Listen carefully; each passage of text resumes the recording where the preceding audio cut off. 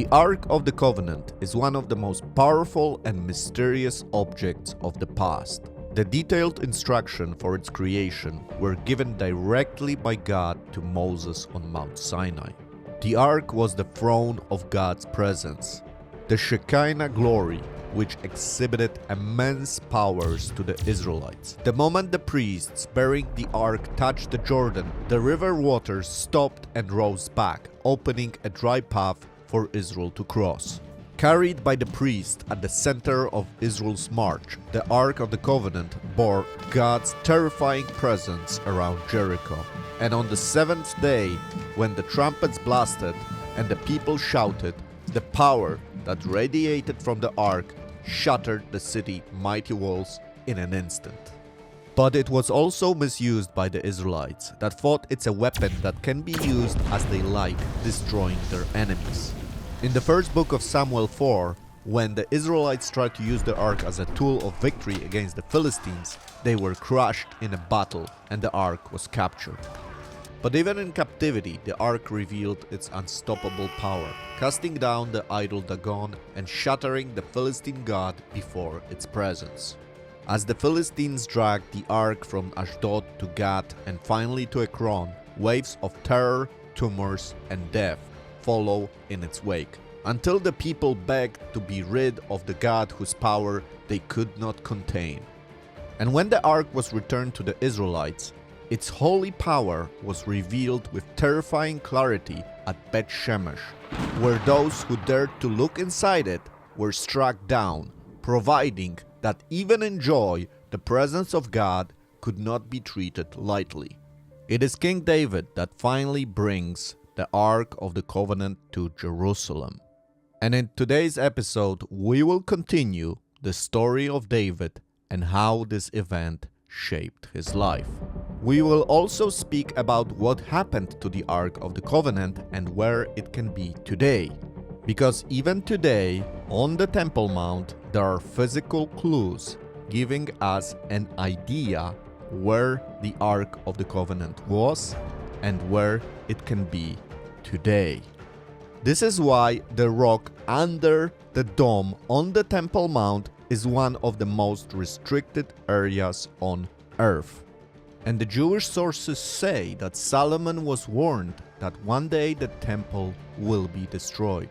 And so he built an elaborate network of tunnels under the Temple Mount. Some of those tunnels have been found, but not fully explored. Could it be that the Ark of the Covenant, this legendary object, is still under the Temple Mount? And not only there are tunnels, there are also caves under the modern Temple Mount. But because this is one of the most holy and restricted areas on earth, any excavation is prohibited. Well, almost all excavation is prohibited. I will talk about it later in the video. But there are clearly Jewish sources that say that the location of the Ark is not lost, but it is awaiting a proper time to be revealed to the world. This is part 3 of the life of David, where I use maps to show you the story of the great king. The Ark of God arrives in Jerusalem.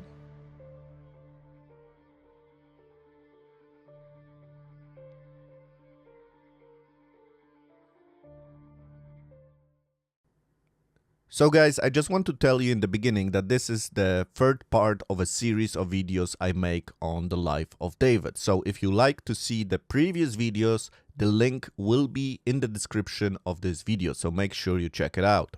Also, right in the beginning, I would like to ask you to like the video, share the video, and subscribe to the channel if you like it. Also hit that bell button, that will greatly help me to reach more people. Thank you so much. Now, let's begin.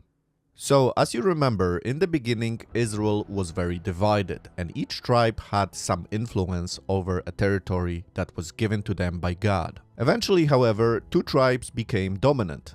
The tribe of Benjamin, so the house of Saul, and the tribe of Judah, so the house of David. It took 7 years for David to unite all the tribes of Israel and become the only ruler of Israel. And one of the first things that David did as the ruler of all Israel is moving the capital from Hebron to a small city of Jebus. Of course, later, this settlement is better known as Jerusalem. And that was, of course, a very strategic move by David. If you look at the location of Jerusalem, it is on the border of the two most influential tribes at the time, so the tribe of Benjamin and the tribe of Judah. But of course, this is not just David's decision, but a divine destination. Already in the book of Deuteronomy, God hints on this, saying that he will provide a location where his name will dwell forever. But you shall seek the place where the Lord your God chooses out of all your tribes to put his name there for his dwelling, and there you shall go. Of course, the significance of Jerusalem started much earlier, with the story of Abraham. Remember when he saves his nephew Lot and returns from a rescue mission in Syria? On his way back, he visits a mysterious place called Salem.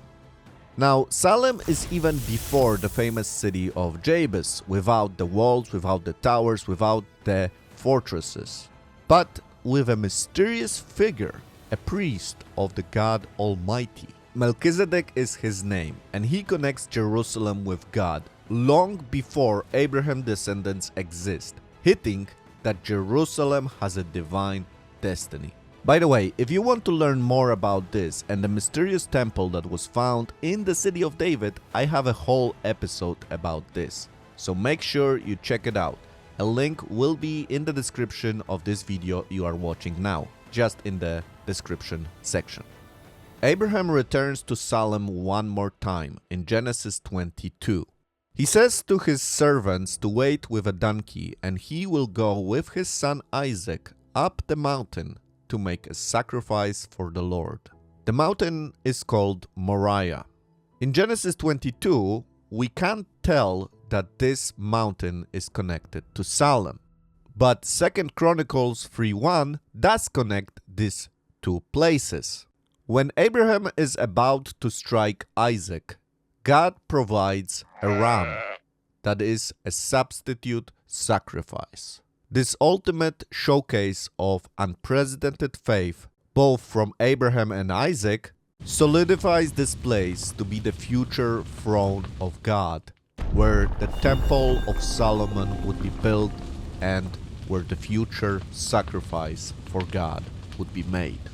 When I was preparing this episode about the ARK's journey, I knew I had to go beyond just studying scripture. I needed to touch the same ground where the ARK actually rested for nearly 400 years. And that brought me here to the Temple Mount Sifting Project. Now, most people don't know this story, but in 1999, during unauthorized construction by the Muslim authorities, 9,000 tons of Temple Mount soil was dumped into the Kidron Valley. It was just thrown away as garbage. Think about what that means. Soil where Solomon dedicated the temple, where priests carried out sacrifices for centuries, all treated as trash. But Dr. Gabriel Barkay and Zahi Dvira, they've been rescuing this history for 25 years. When we arrived at the Sifting Project, situated on the edge of the Mount of Olives overlooking Jerusalem, the view was breathtaking. This is where thousands of volunteers from all over the world have come to work side by side, carefully sifting through these piles of ancient soil. And guys, I did it myself. They handed me the bucket of soil and showed me the process. You pour it into this wooden framed wire mesh screen, and then you spray it with water from a hose. The water washes away all the loose dirt and mud, and suddenly you see everything clearly. The stones, the pottery fragments, anything solid that's been hiding in there for thousands of years. And then you start searching. What can you find? Of course, the whole process is overlooked by a specialist, just in case you missed something. I had so much fun that I actually did 4 buckets of soil that came from the Temple Mount. It's always a mystery and intriguing moment when you choose a bucket and then you pour it and see if you can find something special. Really, it was quite an adventure. Look at this, for example, an animal bone. It could have been a temple sacrifice. This clay fragment, maybe from a vessel used in daily temple life. When you're holding these pieces, you realize something. Every handful of the soil witness what we are discussing, a story from the Bible. This soil is a real witness of the things we read in the Bible. The temple, the Ark of the Covenant, the sacrifices, the amazing characters, Solomon, David. This soil has witnessed it all. Think about this. The sifting project has recovered over 500,000 artifacts so far, but there are still massive piles on unsifted soil waiting to be processed. And here's what's remarkable, guys. Once the archaeologists have carefully documented and preserved every recoverable artifact, the remaining sifting soil itself becomes available. That's right, the soil that witnessed 3,000 years of biblical history. Excavation will probably never take place on the Temple Mount again. So this is literally all that will ever be available. Now listen to this, guys. I have partnered with the Temple Mount soil, the sole authorized partner of the sifting project. I did that because I think they're doing something very important. They've taken this authenticated soil and created beautiful jewelry and keepsakes where you can actually carry a piece of this history with you. Each bottle is individually numbered with a certificate of authenticity signed by Dr. Barkey and Zahi themselves. And this is the important part. Every purchase directly supports the ongoing archaeological work, helping preserve what was nearly lost forever. I know some of you guys are already preparing for Christmas now, so this makes a truly meaningful gift, something that connects faith with history across generations. If you want to support the preservation of biblical history and own a piece of it yourself, go to the templemountsoil.com. And make sure you go through the special link that will be in the description of this video to get a special discount from Israel, my channel. So now, as we continue our story about David and the Ark of the Covenant, I think it becomes even more meaningful. So when David goes up to conquer the city of Jabez, he's not just following his strategic instincts, he's actually following a divine predestination. So now, as David was looking from his palace in Jerusalem at the same mountain where Abraham's and Isaac's faith was tested, he thought to himself, it is time for God to return home. Obviously, God's presence at that time was strongly associated with the Ark of the Covenant. After Joshua led Israel into the Promised Land, it was Shiloh that became the nation's first major worship center. Archaeological excavations at Shiloh have uncovered massive stone foundation, storage rooms filled with pottery, animal bones and sacrificial offerings, and an evidence of a sudden destruction. This powerfully confirms that this site was a major Israelite worship center where the tabernacle and the Ark of the Covenant once stood for centuries. Again, guys, this is incredible. At this place, at Shiloh, archaeologists have uncovered a large rectangular cultic platform matching the dimensions of the biblical tabernacle. But that's not all. They also found thousands of bones, but not just any bones, bones of sacrificial kosher animals. When the Bible says that the tabernacle stood in Shiloh, it stood in Shiloh. Just to let you know, guys, I did visit Shiloh myself and did a video on it touring the place. So if you like to visit and see the place yourself, make sure to check out the video I will put in the description of this video. But now, let's go back to our material. Okay, but when David wants to bring the Ark of the Covenant to Jerusalem, it is already gone from Shiloh. You remember the story, right? The Israelites decide to bring the Ark from Shiloh into the battlefield against the Philistines at Aphek. This is when they think that the Ark of the Covenant is some kind of super weapon that they can use against the Philistines. After all, they have witnessed a lot of miracles in the presence of the Ark, but they forgot it's not a toy. It is the throne of God that cannot be controlled. Therefore, when the battle happens, to the surprise of the Israelites, they lose the war. The Ark does not help them, and in fact, the Ark is captured by the Philistines. And it is taken by the Philistines as a trophy and placed in a temple of Dagon in Ashdod.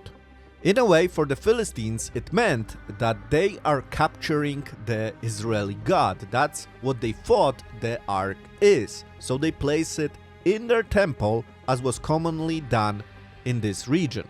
When you captured somebody else's sacrificial item, something that represented their god, you would put it in your temple and show that you are superior.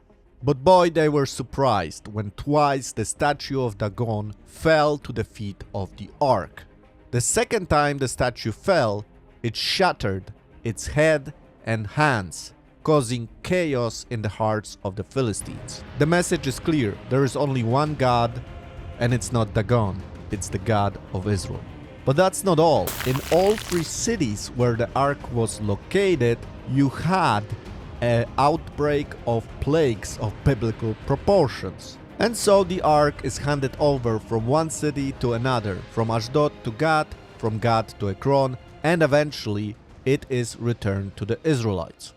The first city it reaches is Beit Shemesh, and the people of Beit Shemesh, of course, are very joyful.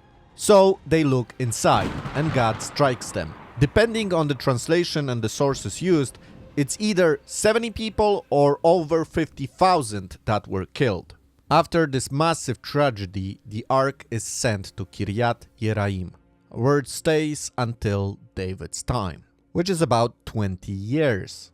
And only when David becomes the king of all Israel and establishes the city of David as the capital, he decides to bring the Ark to its final destination, Jerusalem. In chapter 6, we read that David gathers 30,000 young men for the special task of bringing the Ark. Why so many? Well, you remember chapter 6, but the first book of Samuel, right?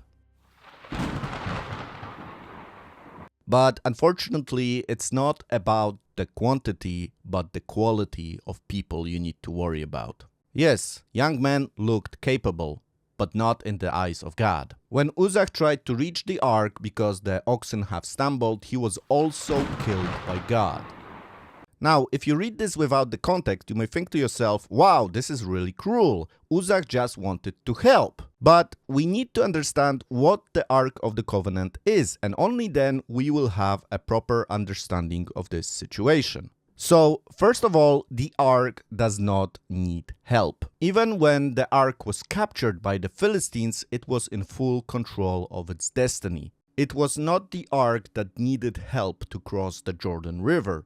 It was the Israelites that needed the help from the Ark. And so it was the Ark that was carrying the priests that went in front of the people. Yes, the priests did carry the Ark, but not because it needed it, but because God wanted to show the proper way. In Bet Mikpar, the book of Numbers or the book of Wilderness, we are given specific instructions how it should be carried. First of all, it should be covered by a veil and special cloths. This was the responsibility of Aaron and his sons in the wilderness. Second of all, it should be only carried by the Kohanim, the Levites, the priests that were the only ones that were allowed to carry the Ark by the poles created specifically for carrying the Ark. Now, in the situation of Uzzah, we don't know if the Ark was covered or not, but we know it was not carried by the Levites. But Uzzah was certainly not a Levite and he had no right to touch it. Now, the Ark is a really serious stuff. It's the throne of God on earth. And even the high priest, who was the only one who was allowed to go to the Holy of Holies, the presence of the Ark, had to be alert. The high priest had special bells on the end of his garment. They were to give a signal, a sound signal when he was entering the Holy of Holies. And later Jewish traditions say that his leg was tied to a rope just in case he died inside, because nobody else was allowed to enter the Holy of Holies, just the high priest. The excitement of David was not bad, it was a good thing. He was excited to meet God in person. The intentions of Uzzah were also good. He wanted to do something to help. But if God sets certain rules, we are not in a position to interpret them as we like. Now, because of what has happened to Uzzah, David decides to leave the ark in the house of Obed-Edom the Gittite. Gath Rimmon was one of the Levitical cities set for the priests. As you remember from the Bible, the tribe of Levi did not have a land given to them as the other tribes. Instead, they had certain cities where they were supposed to live and serve as priests for the other tribes. Now, we don't know where exactly Perez Uzzah was. So the place that was named Perez Uzzah after God killed Uzzah, and also the place of the house of Obed-Edom the Gittite. But as you can see on the map, it had to be somewhere in between Kiryat Yearim and Jerusalem, because they were heading from Kiryat Yearim to Jerusalem. Now, in this area, there were a lot of Levite cities, so it was possible to have a Levite in this area. But Obed-Edom the Gittite was from the city of Gath Rimmon. So what was he doing here? Well, the simple answer is that the territory where Gath Rimmon is located, Israel did not control. In 2 Samuel chapter 5, we read that David defeated the Philistines from Geba to Gezer, but the Philistines still controlled a lot of territories, as you can see on this map. But there are also other things that are very interesting about this figure, Obed-Edom, that we read in the Bible. He is mentioned as one of the Levitical gatekeepers in 1 Chronicles 26, also listed as one of the musicians and temple servants, and finally that he supervised the South Temple Gate. But there is also something interesting about his name that only the Hebrew scholars will notice. His name is Obed-Edom, and Edom comes from the Hebrew word Adom, which means red. So literally, his name means Obed the Red. So for example, Esau, Jacob's brother, came out red as a garment. Therefore, the nation that comes out of Esau is Edom, so red land. And of course, at the time of David, Edom was a neighbor of Israel. And even today, if you zoom into the historical land where Edom was located, you can see that in fact it is very red. You can just check it out on Google and you will see it's red. So if he had the name Obed-Edom, does it mean that he was red? Well, perhaps, but I think there is a deeper meaning here. In 2 Samuel 6, we read that when God struck Uzzah, David became angry. Naturally, when you become angry, your face becomes red. But also, your face can become red when you are ashamed. And David certainly was ashamed of how he treated the Ark of the Covenant. David and his men left the Ark with Obed-Edom, a Levite that was well prepared to take care of the Ark. It seems that David learned his lesson because it took him 3 months until he was ready to take back the Ark to the city of David. Before I continue, guys, I want to take a moment to thank everybody who's supporting the channel. As you probably realize, to create such a video, it takes a lot of time, a lot of research, a lot of skill, and a lot of money. Now, I do everything myself, so that really helps because I don't need to pay other people to create maps, to create 3D models, to create animations. This is a real blessing. But I am very thankful to the people that are actually supporting me directly through Patreon, PayPal, or even YouTube. Every donation, no matter how big it is, I am so grateful to you because thanks to you, I can continue this important work of teaching the Bible. Now, if you would like to join the people that support my work, the best way to do it is through Patreon. It's really safe, a lot of people have done it, you can choose the amount, and if you join, you get access to additional information on the creation process of my videos.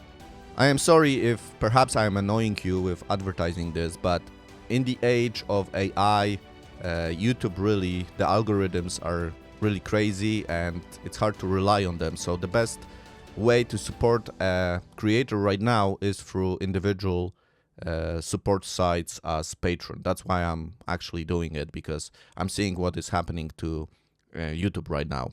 So if you would like to join the community, I will leave a link in the description. So make sure to check it out. You can even join for free in the beginning and see how it is, and then decide if you want to actually support the channel. Thank you so much.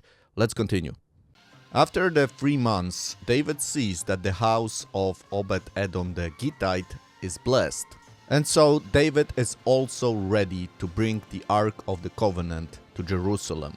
This time the proper way, with the Levites carrying the covered Ark of the Covenant. It was a big celebration where David danced in front of the Ark to the sound of the trumpets. The Ark is now in Jerusalem. God dwells in Jerusalem, the city he has chosen from eternity. Now, there is something I would like to mention about David's clothing. We read that as he was dancing, he was wearing a linen ephod. This does not mean that he was wearing the full high priest garments. A simple linen ephod was the garments you would wear under the full high priest garments. So it was not a sign of pride, it was a sign of humility. He was not wearing the high priest garments and he was not wearing the garments of a king. However, he made this connection between the king and a priest, and that was very symbolic. He was a king, and now he's wearing the clothes that the priest also wears. And that's important because of what we read in the next chapter. So remember this. The ark was stored in a simple tent that was pitched for it. There also had to be some kind of an altar because we read about the sacrifices that David made in the city of David. But it doesn't mean that the whole tabernacle was moved to Jerusalem, because we read that the tabernacle at that time remained in Gibeon. What's it doing in Gibeon? I mean, the last time we read, it was in Shiloh. Well, remember that war where the Israelites tried to use the ark as a weapon? The Philistines won that war, and probably at that time they destroyed Shiloh. So, sometime before Shiloh was destroyed by the Philistines, the tabernacle was moved to Nob. We know that Shiloh was destroyed because the prophets write about it. And of course, there are physical remains suggesting that there was a sudden destruction of this city. Then of course, the tabernacle was moved from Nob to Gibeon after Doeg, the servant of Saul, killed all the priests. And those biblical references you can see now on the screen suggest that the tabernacle remained in Gibeon even when David was king in Jerusalem. After the celebrations are over and David returns to his palace, Michal, the daughter of Saul, is not happy about the behavior of the king.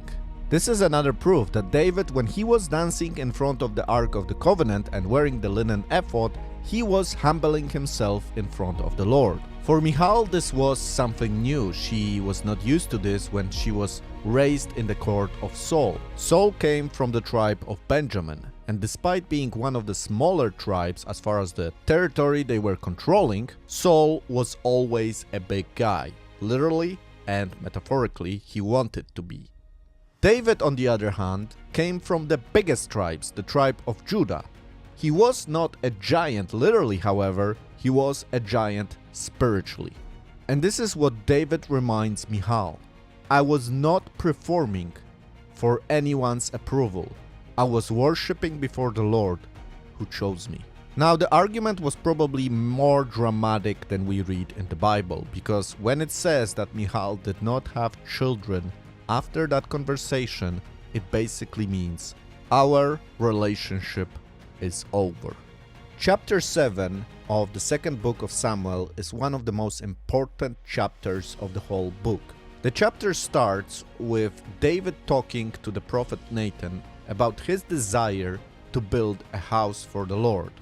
David is troubled that the Lord rests in a pitched tent while he is staying at a magnificent palace built from the finest materials you can imagine. David knows that something has changed as he is king of Jerusalem right now. He has won many battles and finally his kingdom can enjoy peace. And although there are still many battles to be fought, it will be David that will initiate them.